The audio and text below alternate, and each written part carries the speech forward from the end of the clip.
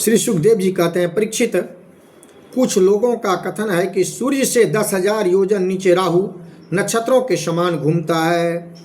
इसने भगवान की कृपा से ही देवत्व और महत्व प्राप्त किया है। स्वयं यह सिंहिका का पुत्र असुराधम होने के कारण किसी प्रकार इस पद के योग्य नहीं है।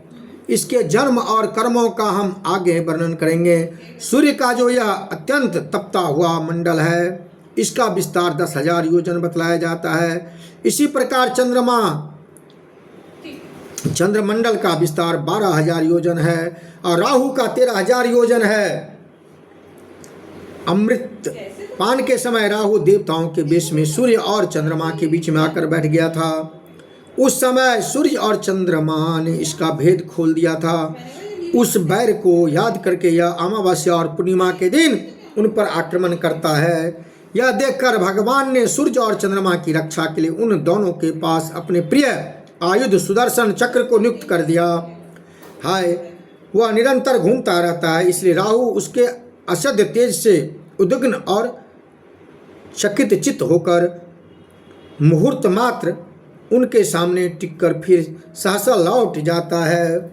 उसके उतनी देर उनके सामने ठहरने को ही लोग ग्रहण कहते हैं।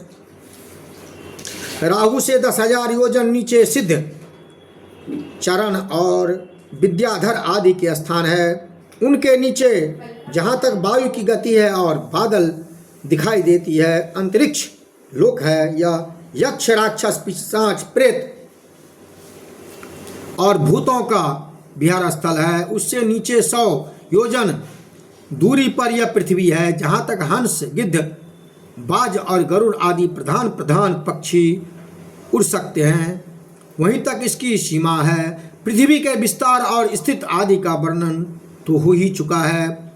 इससे भी नीचे अतल, वित्तल, सुतल, तलातल, महातल, रसातल और पाताल नाम के 7 भूमि है।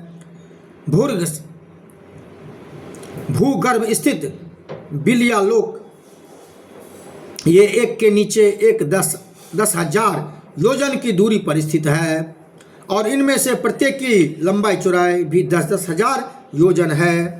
ये भूमि के बिल भी एक प्रकार के खर्ग ही है।